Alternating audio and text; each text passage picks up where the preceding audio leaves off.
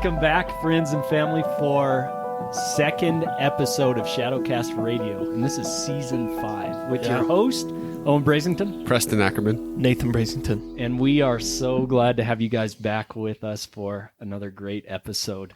Thanks for having us back. Your host's back on the show. We're glad to be here. I'm really just talking to the listeners. Yeah. Okay, sorry. So I guess you're here. I guess I'm excited to be here too, though. Yes. Actually, in this, I don't know about you guys, but I was super blessed to have our first guest. Oh, He yeah. did such That a was so good Yeah. job, man. It was so cool to hear Yeah. a story of God doing an incredible work in Agreed. the life of Steve. Amen. Yeah, thank you again, Brother Steve. That was a blessing for sure.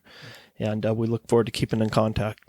Absolutely. And as always, if anybody wants to reach out to Steve, they have to come through us, the gatekeeping team. Yeah.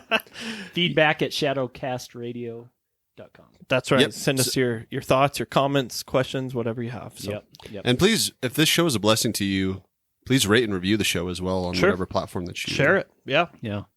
You know, and so actually because of that first episode, we decided let's do another guest episode. I thought maybe 2 in a row would be great. It's a great way to start off our That's right. season 5, and so Yeah, and maybe we should start it off with a guest who knows Steve, maybe. Oh, that would be crazy. Wouldn't that be crazy? Who is with us? Quit teasing. Who is with us tonight? We do have another guest, and he does know Steve. And today joining us is Mark Farnham. We would like to welcome you to the show, Mark. How are you, brother? Thank you very much. So this is Mark from that you have heard of last episode from Steve. And so we're very excited to have you on, brother. Just excited to talk through your story and what God has done in and through you. And this is going to be great. Yeah, so we're going to be telling the same story, but now from another perspective. Yes. It will be good. And I'm sorry, Mark, now your last name has changed, hasn't it? Yes, I was just thinking the same thing.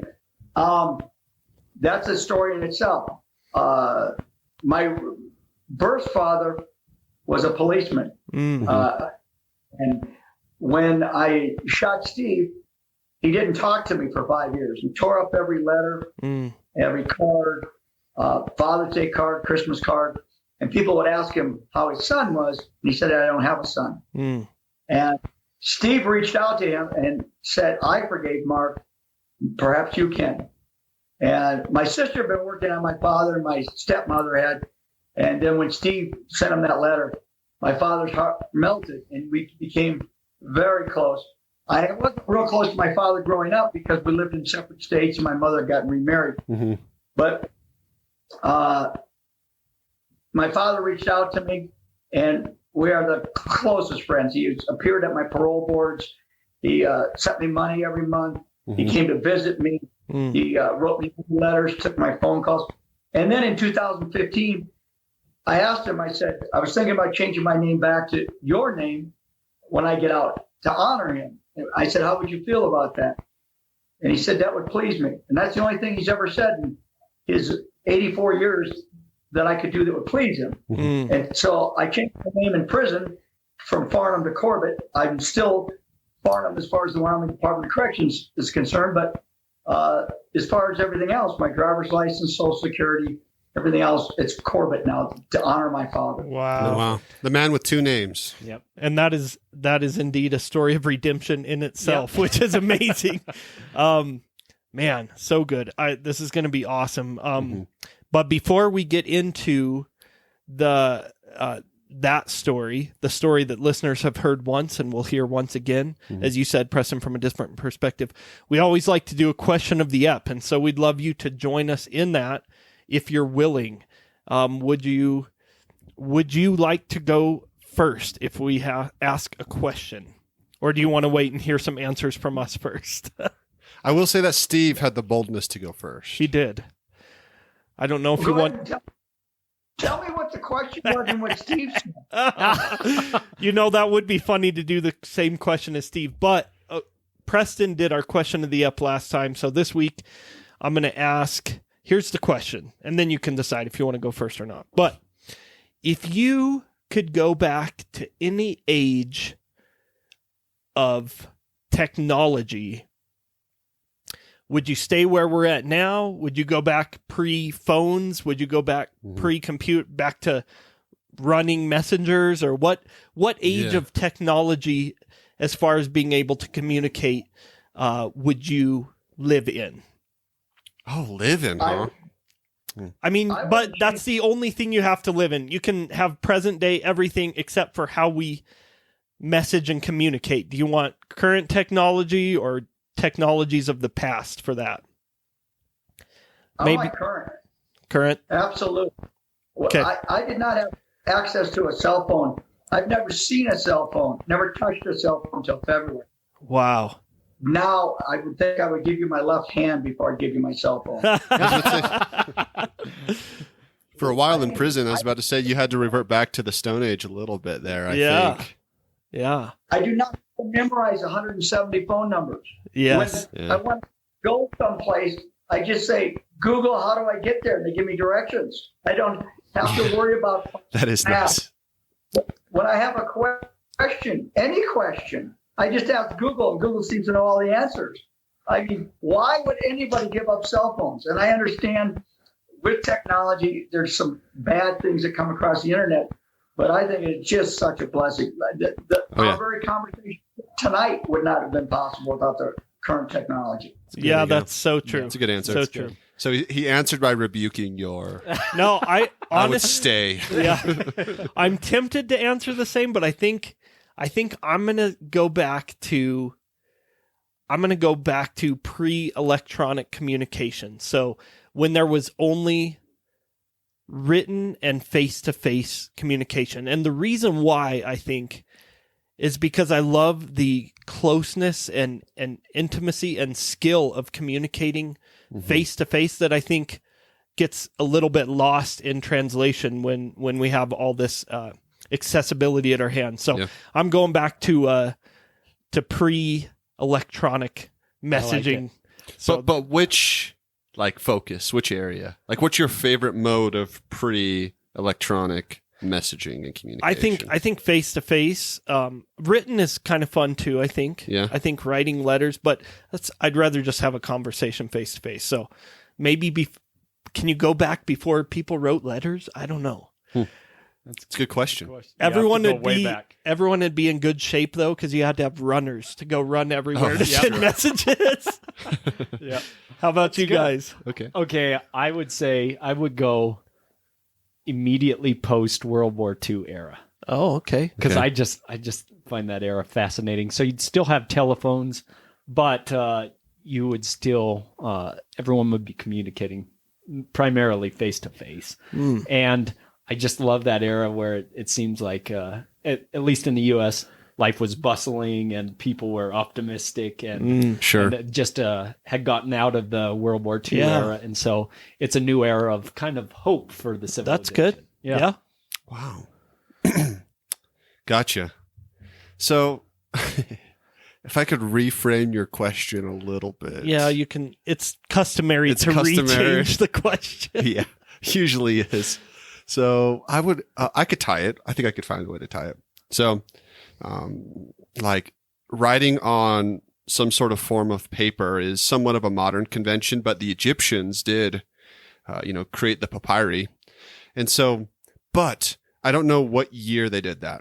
You know what I'm saying? Yeah. But I would like to observe communication in ancient Egypt. Oh, cool. And see how the pyramids would have been built and how they would have kind of communicated to one another to produce such a feat. Because today, without what we know as modern technology, modern historians have no clue how the pyramids were built. Yep. Right. So that might be, I think, an interesting thing to observe. Yeah. Kind of the ancient Egypt. Cool. Yeah. That's a great question. Yeah. Well, because I guess from what I've researched on it, and it's not heavy research, but I guess there's no record of the pyramids themselves being built in any of the hieroglyphics that they've seen in ancient Egypt. So it's a complete conundrum. In fact, it's something that possibly even preceded ancient Egypt, possibly. We don't know. But I think that would be interesting to observe, that era, whenever that was. That's great. The other thing that's crazy is you think about some of the huge battles or wars of the ancient world, like they didn't have comms. Like how do you organize huge armies with no communications as we know it? So anyways, just a random messenger hawk. Random thought. I like it. Pigeons. Pigeons.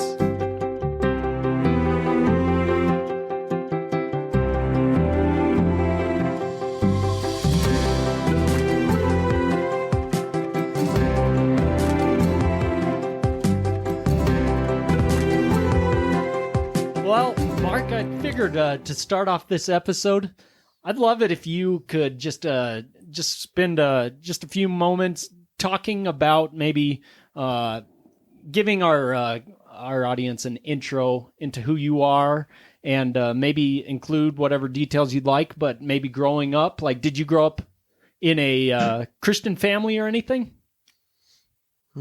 I grew up in a Christian family that was a facade. That I say, my mother took us to church. I went to Sunday school. I went to confirmation studies. I went to Bible camp, but they didn't believe in God. I think my mother went because it was a social thing to do. I think she thought it would be a place to meet people, and maybe her kids could pick up some good morals. My mother, for much of her life, was a single mother, and then even when she remarried again, worked a lot. And I think she thought that might provide some structure. And the reason I say she didn't believe in God, because I never saw her crack a Bible. We never prayed. So we went through the formalities. So they didn't really believe. And we didn't talk about God in the home. So, I grew up with the trappings of Christianity, but I didn't become a Christian until 2004. Gotcha. Good. So growing up then, I mean, can you go on a little bit into your story, just kind of give our audience some context before you talk a little bit about the big event that God really used and orchestrated in your life? Sure. Excuse me. I grew up in St. Louis Park, and that's a suburb of Minneapolis, Minnesota. It was a middle-class suburb, fairly affluent, some doctors, some lawyers. It's a really, really quality, good school system. My family didn't have a lot of money. I would call us lower middle class. I was an entrepreneur early on. I started working at a hardware store. Actually, I started working at a pharmacy when I was 8 years old. You guys know the black man that was killed, Floyd? What's his name? George Floyd. Yeah, George Floyd. What's the name? George Floyd. George Floyd. He was killed going into that outside of that store that I worked at when I was eight years old, so it's a small world. It's kind of like mini Mark. But anyway, they would let me come in on Saturdays, and so even as an 8-year-old kid, I went and worked, and I got newspaper routes as soon as I could, and I had jobs very young. By 8th grade, I had a lawn care business and snow blower route, and by 10th grade, I had like 40 lawns I was mowing and a full-time job. And while I was a senior in high school, I worked full-time and going to school. So I was an entrepreneur. And after school, I went to University of Minnesota for about a year. And then I went into the Army, and I was where I was a military policeman, and I guarded nuclear missiles. And that was in Germany.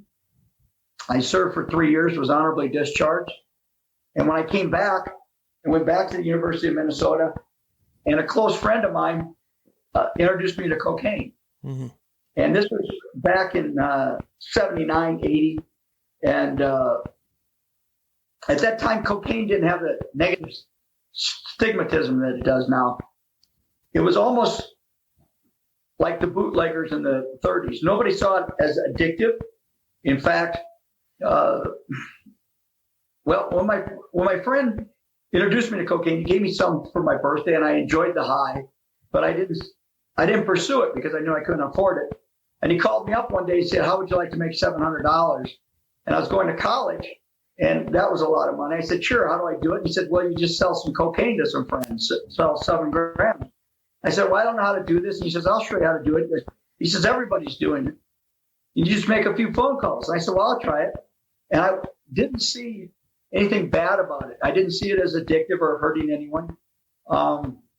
And I would later find out that was not true. A lot of people would find that out later.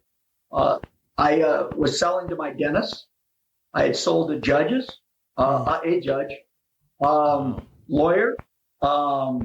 In fact, a future attorney general of the state of Minnesota was buying from me when I was in college. A lot of people, and it was considered okay. It was like marijuana. And we would find out later that it was destroying lives. And anyway, I got into it to sell it more than I did to use it. And when I was selling it, I ended up using it and ended up with a $250 a day habit.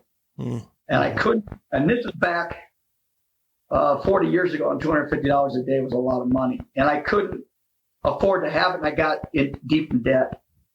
So I needed to pay off my debts, and they were probably about $15,000, $20,000 at that time.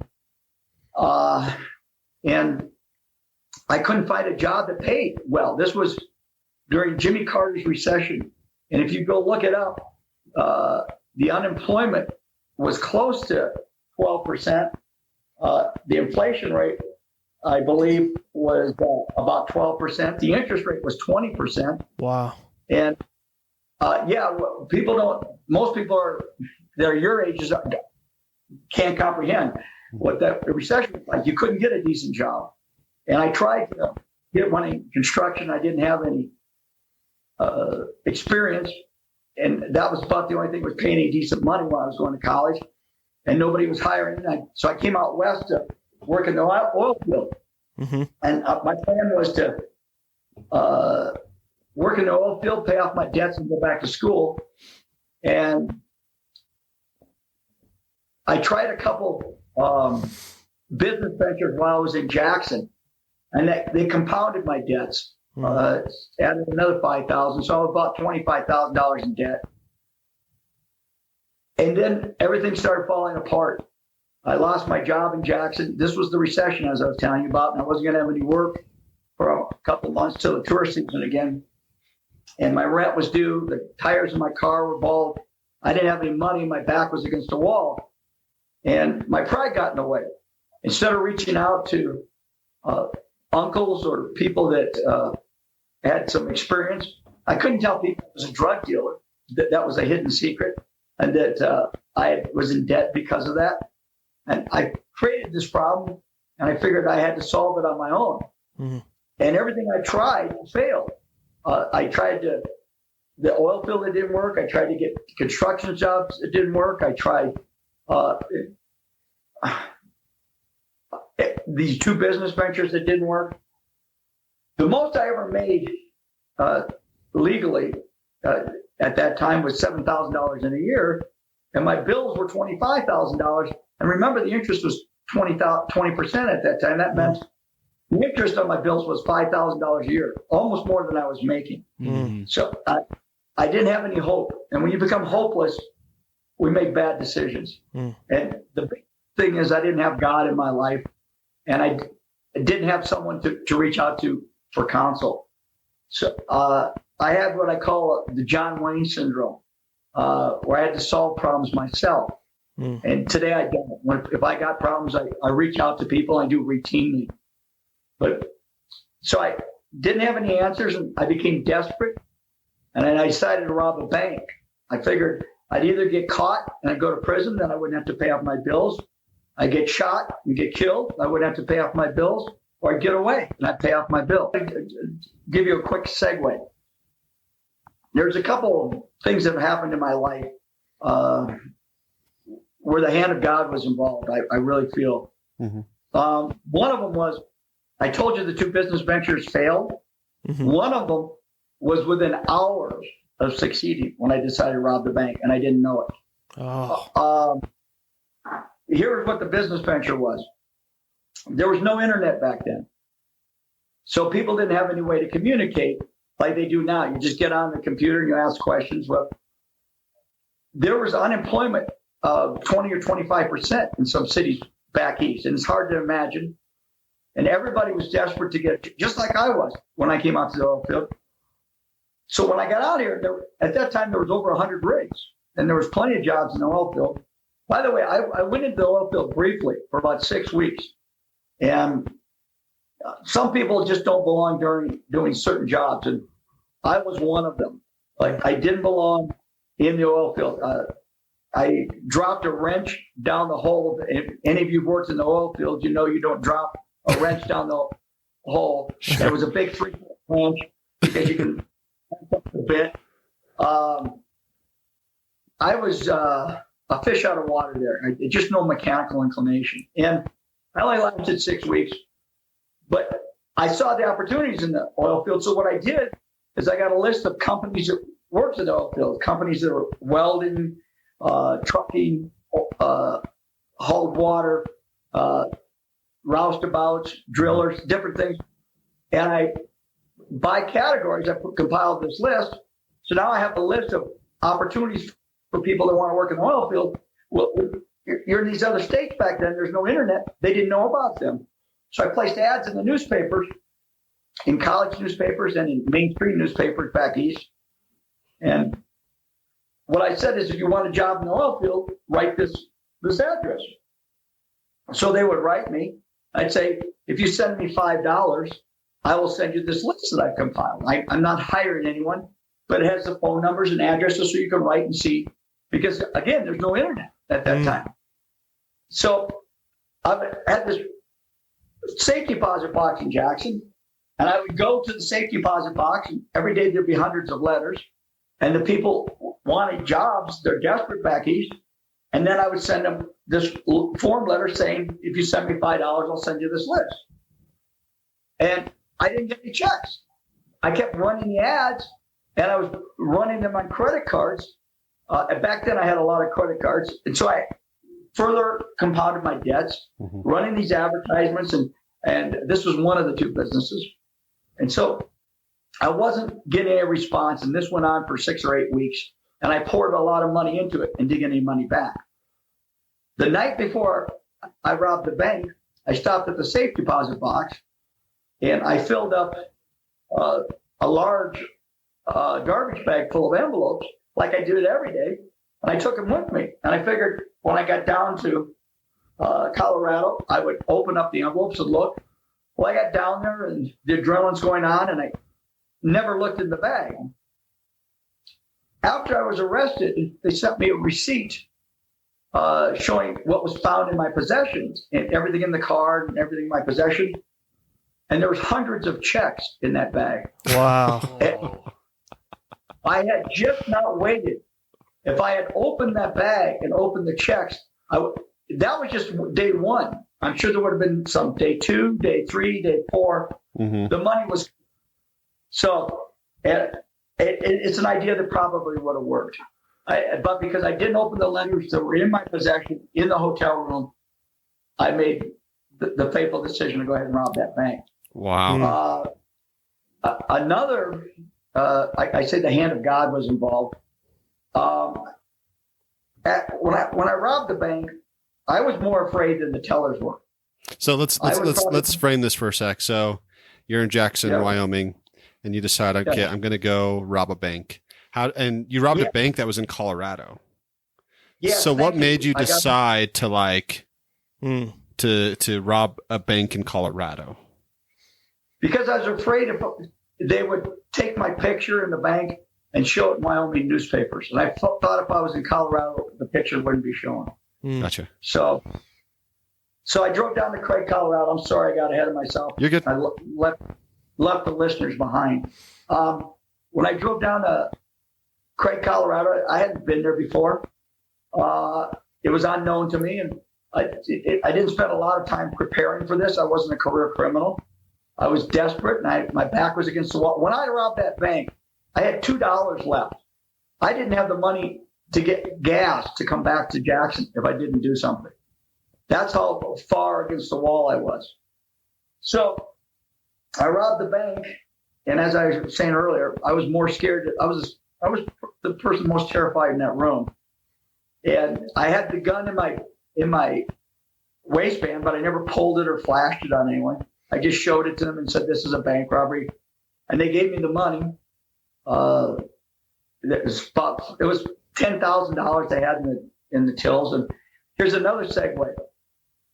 5 years after I robbed the bank, one of the guys in the prison came up to me. He said, "You know that bank you robbed in Craig, Colorado?" I said, "Yeah." He said, "My aunt was one of the tellers, or she was the manager of the bank. You know, when you asked her for the combination for the safe, it was a small wall safe." And I said, "Yeah." "She told you she didn't have it." I said, "Yeah." She said, "She lied to you. She had it." And there was $50,000 in there. So there was a lot of money that I didn't take because the teller said she didn't know where the combination. Sure. Again, I was afraid that they were. So I put the threshold. This was a line, and I knew I was doing something dramatically wrong. When I robbed the bank, I left the bank and I listened on the AM radio, and they were putting out a description of a red sports car. And I wasn't driving a red sports car. I was driving a tan Dodge Colt. So I was driving back towards Rock Springs. And on that road, at that time, there was very, very, very, very little traffic. I mean, an hour would go by and I'd only see one or two cars in an hour. This is 1982. And on that road, there's no traffic. There's a game and fish woman in Colorado banding eagles, I think she was doing. And she sees this red sports car on the highway. So she calls it in, and it's got stolen plates. And it's out of Washington State. So Steve, when he responded, went to go look for this red sports car. They thought it was the bank robber. I don't know who said they saw a red sports car in Craig, but what are the odds of a red sports car being on the same highway I was on and have the stolen plates? Right. So, okay, hold on. What is that? So let me get this straight.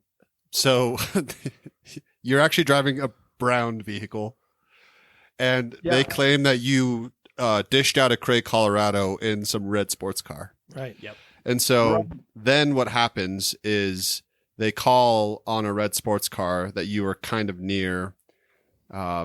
Is this still in Colorado? Like you're still making your way out of Colorado, heading back into Wyoming, or where are you at?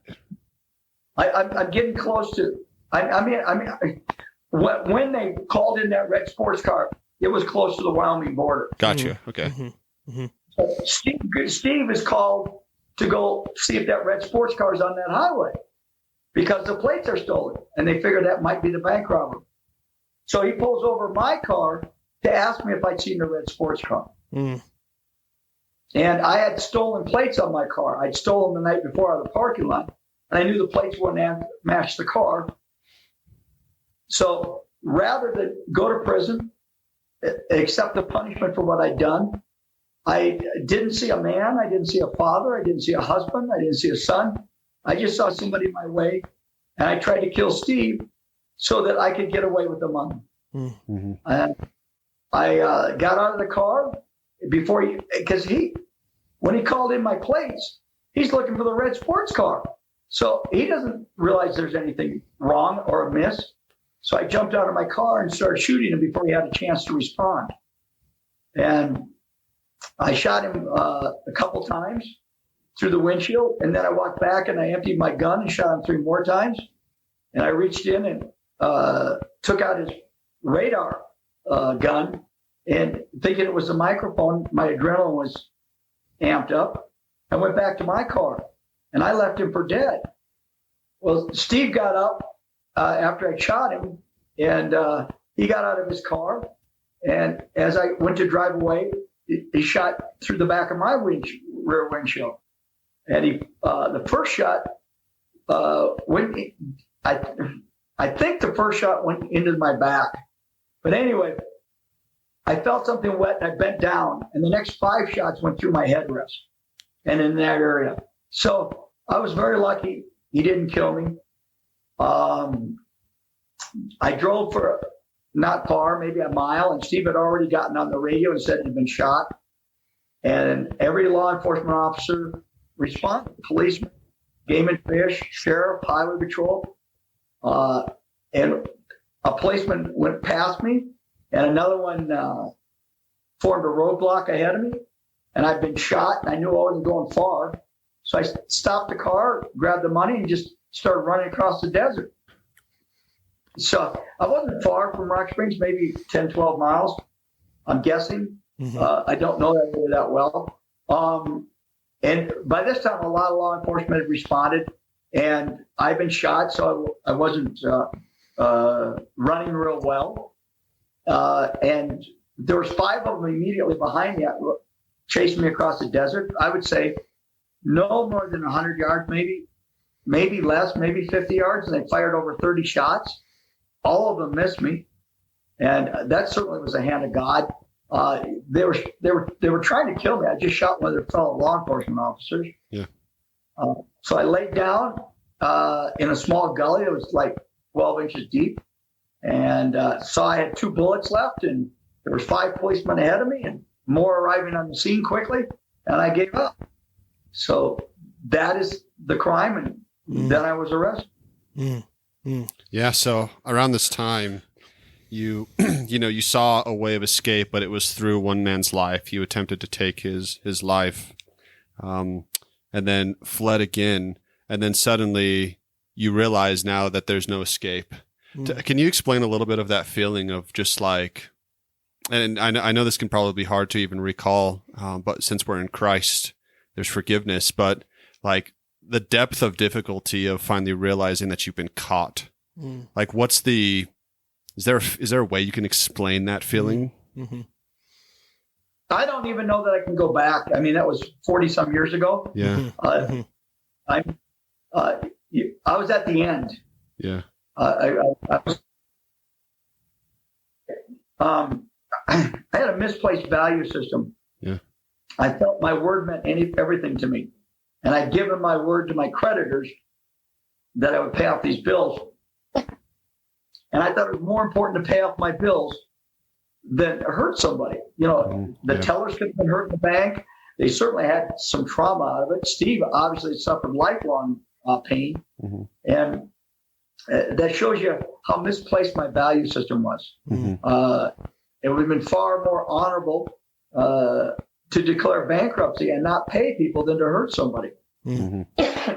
Anyway, I can't exactly tell you what I was going through at that time. There was a lot of emotion.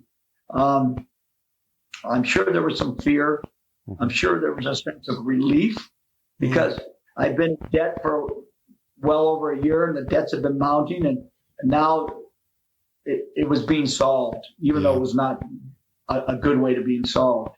I'm sorry I can't give you a better answer because it was 40 some years ago. Yeah. Very good. No, that's good. Well, and Mark, I was hoping you'd jump in to say, so what was the process for sentencing? Can you speak a little bit to that? Well, I was in the county jail, and I'd never been in trouble for anything before. And I met a guy that had served time, and he told me lifers do less time than guys with sentenced for years, like a 30-year sentence or 40-year sentence for the same crime. So I went to my attorney. He was a public defender. He was a private attorney, been appointed for public defender just for that case. And I told him what this inmate said. He said, that doesn't sound right. He said, I'll check into it. So he calls the parole board, and what the inmate said was true. People that had a murder charge or attempted murder, even though somebody's dead or not dead, the crime carries the same penalty. Did less time with a life sentence than a sentence with years. At that time, a lifer did about 9 years, 9 months, and somebody with years did about 12 years, 6 months, or 12 years, 9 months. And so you do about 3 years less. So my attorney came back and said, the parole board said you'd do 3 years left on a life sentence. And he said, I'm going to call the warden. He said, I went to college with the warden showing. And he checked, and the warden showings are verified. So he said, don't ask for the life. He said, even though the parole board has said this, and the warden, he said, I think this would be a bad decision. I said, I'm going to plead guilty, but I want the life. And the judge advised me not to do this. The judge advised me against taking the life sentence. He said he thought it would be a poor choice. Well, for the first 100 years in Wyoming, from the 1870s, 1880s to 1980s, lifers did do less time.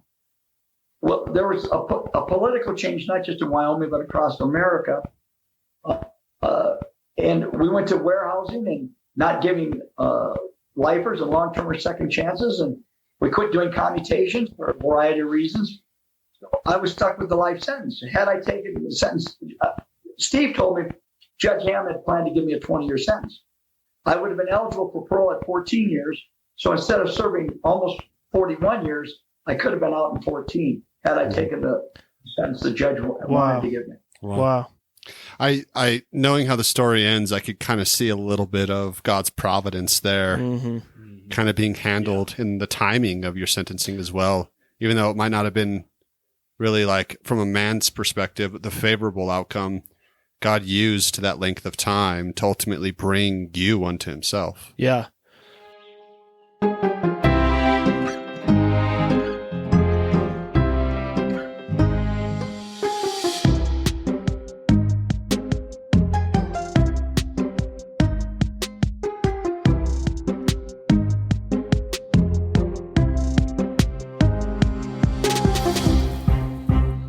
While I was in prison, I had a number of inmates, I don't know how many, but many tried to share the gospel with me.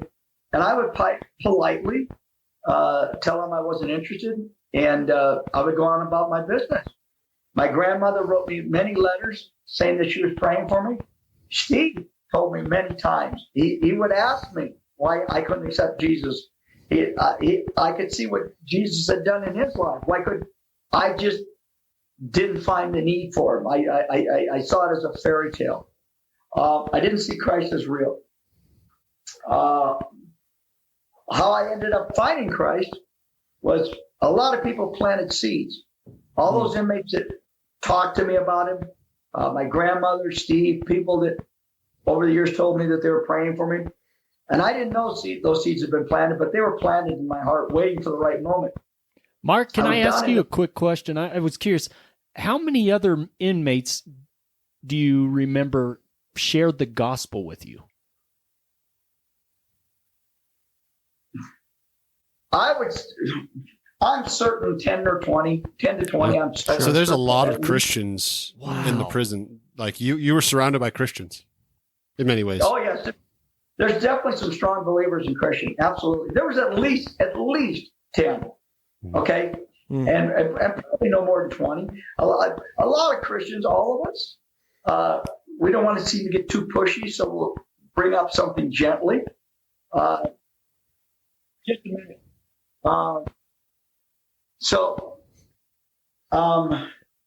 But there was at least 10 over the years. Wow. Can I just have to say, it's incredible that even in the midst of when we do fall and sin, God can still use us in so many different locations where he had faithful fellow believers in Christ that though they had sinned and were there in prison, he determined to use them to witness and shine a light in a dark place. And I just think, man, that just is a tribute to the faithfulness of God, even in a dark environment like a prison. Agreed. Mark, tell me about the time that you that Steve first reached out to you? Were you surprised to hear from him? How did he reach out to you? And then how did that, of course, conversation and friendship keep going? I'd done about 4 years, and he sent me a letter, and he told me that he forgave me. And I responded with a lengthy letter back, telling him I was glad to hear from him. My concern was that he would have bitterness, and that my shooting him would cause him problems in his life later on. Yeah. So I was grateful to get the letter, and we corresponded back and forth. And then there was I'm thinking of the word. It's a gospel meeting where people, a revival. There was a prison revival, and his hometown pastor asked him if he wanted to go. It was at Rollins, and then there's some friends of mine, Everett Reedy Grubb, that have been involved in prison ministry for 45 plus years and still are involved in it. And they're in their 80s at Rollins. And Steve got hooked in with them and his hometown pastor, and he showed up at this revival. He told me he was coming. It was at our gym, and I saw him. Steve is huge. If you've seen me next to him, he's like 6'3", 6'4". But I see him in that gym, and I knew who he was. And I went over to shake his hand, and he gave me a big old bear hug and told me he was glad that he didn't kill me. I love that. And I told him I'm glad I didn't kill him, and our friendship began. Well, it began with the letter, but once we had that visit, we became closer. Mm-hmm. Yeah. Well, and then what? So we want to still hear how God. I know there's so much about your story that's so amazing, but what did God do to finally break through to you and bring you to him, bring you from death to life? Tell us about that. I had a different history as an inmate. I don't want to sound prideful, but I did some things that were not ordinary. I was the first inmate in the history of Wyoming Corrections to earn a bachelor's degree. No inmate had ever earned a bachelor's degree previously in Wyoming. When I went, there was no internet. There was no way to get a bachelor's degree. There was a few community college courses. Riverton taught a few, but I'd had 2 years of undergrad at the University of Minnesota, and I wanted to get a bachelor's degree. So I went to the education director and told her I wanted to get a bachelor's degree. She said, that's not possible. So I wrote 250 universities, Yale, Harvard, University of Minnesota, University of Wyoming. And I said, I want to get a bachelor's degree. Do you have any correspondence courses? Do you have any accredited degree programs? And I reached out to federal and state agencies. Well, I ended up finding many courses, and that's another interesting story. The warden called me up one day. I'm in the hole, and I got leg shackles on and belly shackles and handcuffs, and he calls me into his office, and there's the education director, and he's sitting there, and he says, so I understand you're our inmate coordinator of our external degree program. He said, I didn't know we had one. And I said, yeah. I said, I've been writing these universities, and I thought they might respond better if I had a title. So I gave myself this title. That's great. Well played. Well played. So he said, well, Warden Schillinger was an extraordinary man, a very good friend of mine. And he's a firm believer in education. He says, so did you find anything? I said, yeah. I found over 10,000 correspondence courses and applied accredited degree programs. And I found the funding for them from Pell Grants back then and Bureau of Indian Affairs and Veterans Administration, etc. And I compiled it into a booklet, and I said, I'm going to give you copies of it to the warden and the education director so we'd have it in all the units, which I did. Excuse me. And then I used the information I found and became the first person to earn a bachelor's degree in Wyoming history while incarcerated. So I had that accomplishment. Then, as I get done with my education, I decided I didn't want to work for $40. This was all coming to Christ. I decided I didn't want to work for $40 a month. I wanted to make minimum wage. Back then was like $3.50 an hour. And I got a hold of a book called Thomas Registry. You probably are not aware of it, but it may be online today. It looks like a set of encyclopedias, and it lists all 500,000 American manufacturers. And I thought to myself, what can we make in prison that doesn't take up a lot of space? And I'm going to condense the story real because it's a 3-year story. But sure. I wrote a letter a day on a typewriter. There was an old manual that had a ribbon. I had to hand ink, no computers back then. And I didn't know how to type, some two-finger typing on this manual. And the letter E is almost totally gone in this. So you imagine writing a business letter without the words. And so I'm writing letters to people and I'm saying, we want to work for you. Will you hire us as inmates? We can work cheap. We'll work good. We'll work hard. And I started out with electronics and I'm thinking of the name. Bearcat Scanners got a hold of me. And they were the largest maker of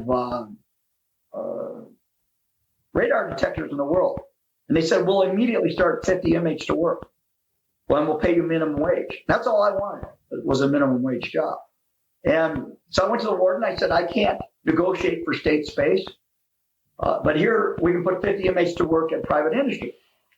And the warden's very excited, and he's going to go through it. And back that time, there was no Department of Corrections. So he had the power to negotiate. He was it. Sure. And he was going to go ahead and do this. And he was in charge of the forestry camp at that time, which was only 14 people. Today it's 300. He was in charge of the honor farm and the prison. And he called up the attorney general, and the attorney general said, you can't do this because there's laws on the books, federal law. It says private industry can't come into the prisons because unions didn't want them taking jobs. And Wyoming had state laws for the same reason. It went back to the 30s. So the warden said, okay, we can't do this. Well, to me, no, it's not no. It's a beginning of negotiation. It's a maybe. I said, okay. I looked around and saw guys doing hobbies on the yard. And again, this is coming to Christ, but I saw the guys tying fishing flies, so I pivoted and started writing fishing companies, people that wholesale fishing flies and fishing leaders. And that ended up with Wally Allen out of Boulder, Colorado coming in. And eventually we had a seminar and we trained guys how to tie flies. And I ended up having 50 guys tying fishing flies that worked for me. And 50 guys that were tying salmon leaders for lure gents. In fact, we tied 1.8 million salmon leaders in just 8 months. That's impressive. And I did all the payroll for these 100 guys. I did all the marketing. I did all the inventory, all the quality control. Your entrepreneurial spirit's coming out in prison. Absolutely. That's an interesting aspect of your story. Yeah. So, I'm sorry, what did you say? I said you got to be an entrepreneur again in prison, which is really interesting. Yeah. So I'm running a 100-man business, and I'm doing it out of my cell. I have no warehouse. Awesome. I have no phone. I have no computer, and I got a bigger payroll than the maximum unit. So I've got that behind me. I've got the bachelor's degree. I co-founded Tell It Like It Is. It's a youth outreach group where we would bring kids in from Wyoming. They would tour the prison, and then there was a dozen of us in this group, and we would tell them about the mistakes we made in our lives in hopes of sharing our mistakes so they wouldn't make the same mistakes. And sometimes we traveled all over Wyoming, go to the high schools, different places, and without handcuffs. These are lifers, sometimes double lifers. Today, they would never have they would have you belly cuff, leg cuff, chains, and they'd have 4 guards on you and 10 guns. But back then, things were different.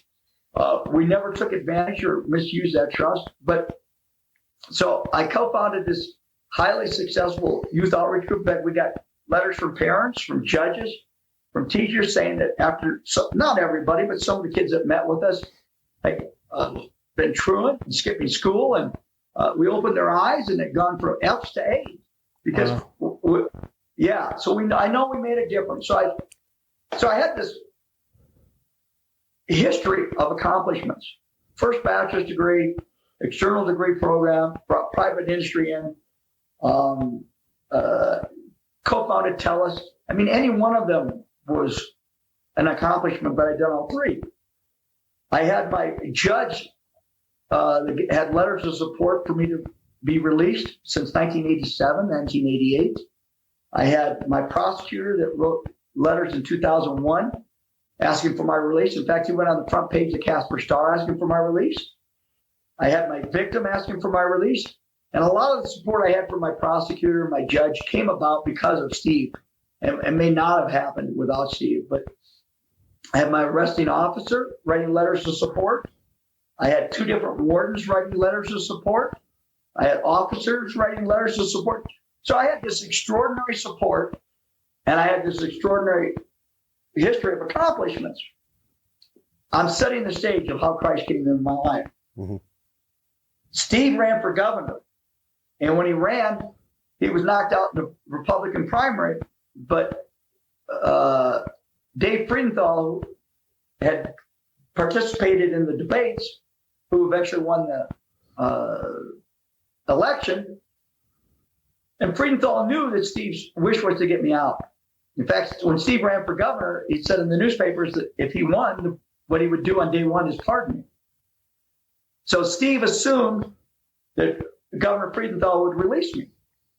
In October, I guess it would have been 2003, Governor Friedenthal signed 11 commutations. When my commutation hit in December, he denied it. And I was devastated. None of these 11 guys had this history of accomplishments that I did. None of them had the support of the prosecutor, the judge, the victim, the arresting officer, the wardens for their release. But he denied mine. It was because of my crime. And he had a change of heart after he signed those 11 commutations. He quit signing commutations. He just signed 1 or 2 after that.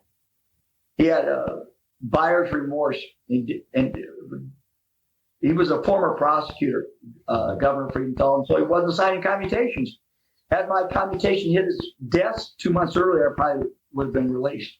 But so now I'm kind of devastated, not kind of, I am devastated because there's no hope. I mean, I've done all these things and I can't earn my way out of prison. I've got all this support and I can't get out of prison. And I got into a tussle with a guy. I'm out of state. Wyoming got overcrowded, and they sent people out of state. I went to Nevada, to Oklahoma, to Virginia, to Texas. There was 1,200 of us over the course of 15 years that they shipped out of state. And so I'm down in Nevada, and I find out I don't have the commutation. And there's a guy down there that was being a bit of a bully. He had beaten up people because he didn't like their crime. He was going into cells and stealing stuff. And he was hooked up with the gang down there, the Serenios. And so the Wyoming inmates were afraid of confronting him about his behaviors. And I didn't like his bullying behaviors. And one day I got into a confrontation with him. I thought he'd made a possible solicitation at my roommate. He was 17 years old. He'd stroked his face. And so I just had enough of him. And I had this underlying anger too, and this lack of hope. So I confronted him. And I called him a punk, which is the worst thing you can do in prison. And I did it in front of everybody. And we got into a tussle. And I turned my back on him because I said, I don't want to fight. After calling him a punk, I said, what am I doing? And he kicked me in the head. So I couldn't walk away at that point. So I threw him to the ground and just held him. I didn't hit him. And I was lucky because in Nevada, they have a rule: shoot first and ask questions later. And we're right under the shotgun of the guard, and he didn't pull the trigger. So we go to the hole, and when I'm in the hole, I'm in shorts and a t-shirt, and they've got the air conditioning turned up full. It had to be 50, 55 degrees in that cell. I was freezing, and I could not get warm. There's no mattress, there's no blankets, there's no coat, and the guards don't care. So I'm freezing, and I'm thinking at that moment, my life's come to an end in terms of there's no hope of getting out. There's nothing I can do of earning my way out. The bottom line is I come to the end of myself. And when I came to the end of myself, I went to my knees and I asked Christ into my life. And it was at that moment, all those people that had spoken to me over the years about Jesus, and my grandmother's letters and Steve, all these people that had spoken to me, that those seeds sprouted. And I accepted Christ at that moment alone in that whole cell.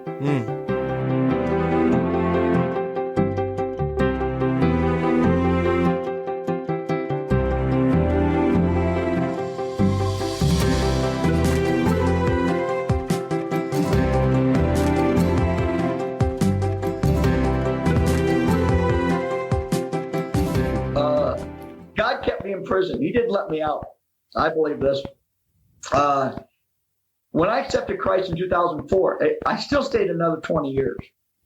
And I think it was to make sure I had plenty of time to read the scriptures, plenty of time to get to know him, because had he released me a year or two after I accepted Christ, the result, I may have turned my back on him. So he takes and he works all things together for good. Amen.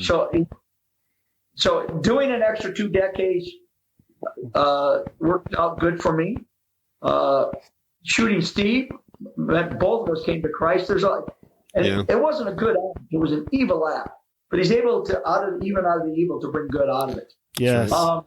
So let me ask you, Mark, if there was, you've talked about how just God has just amplified what it means for the Christian to display love and portray his love to both non-believers and other fellow believers, and how they have done that in your life, and in turn, God has used that to show you how to do that to other believers. And then you've also talked about just the providence of God and how all things work together for good to those who love God and are called according to his purpose. And man, that has just been shouted from your testimony today. And I just wanted to ask you in closing, as we kind of wrap up here, if there was one thing that you could provide to encourage, exhort, admonish, give wisdom to our listeners today, what would that be? Never give up. Never give up. The Israelites wandered the desert for 40 years. I was in prison my 10-year sentence turned into 15 to 20 to 25 to 30 to 40. It would be 40 years and 11 months. Just like the Israelites, I was in the desert for 40 years. Never give up. Even when it seems darkest, you don't know what God has around for you at the next corner. Continue to believe. And everybody has their Goliaths. Everybody has their obstacles. It might be a marriage that's struggling. It might be a job that you hate. It might be poor health. Never give up hope and believe. Believe that God has something better. And it may not be in this dimension. It might be in the next dimension. But don't give up. Keep fighting. When I came to prison, there was only one inmate that served more than 17 years because they released people back then. And they did for the first 100 years in Wyoming. It's a relatively recent thing that's changed. Today, there's over 500 inmates that are going to die in the Wyoming system. They either have life sentences or virtual life. Their age plus, excuse me, I'm getting over a cold. Their age plus their sentence means they're not going to get out. Right. So we've gone from a state that believes in redemption and rehabilitation to a state that believes in warehousing. Moses was a murderer. He murdered an Egyptian overseer. David murdered Uriah to cover up his adultery. Paul was a mass murderer. He persecuted Christians unto death. Paul wrote 13 books of the 27 in the New Testament. David wrote much of Psalms. Moses gave us the first 5 books of the Bible and the 10 Commandments. And God had use for all 3 of these men. Where would our Bible be without these murderers? Mm-hmm. I'm asking for your listeners today, to reach out to me, Mark Corbett, 706 Longmont Street, Gillette, Wyoming, 82716.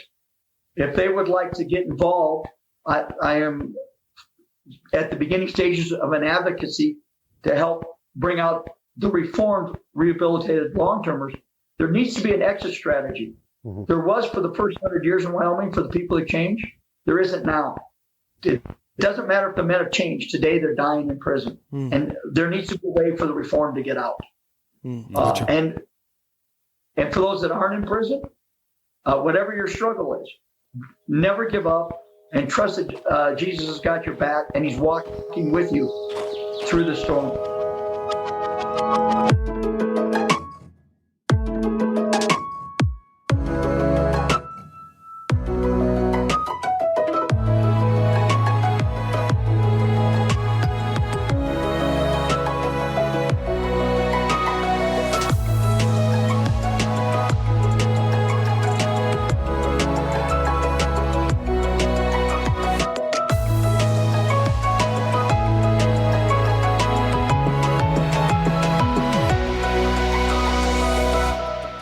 Send us a message at feedback@shadowcastradio.com. Follow us on Facebook and Instagram. Check us out at shadowcastradio.com.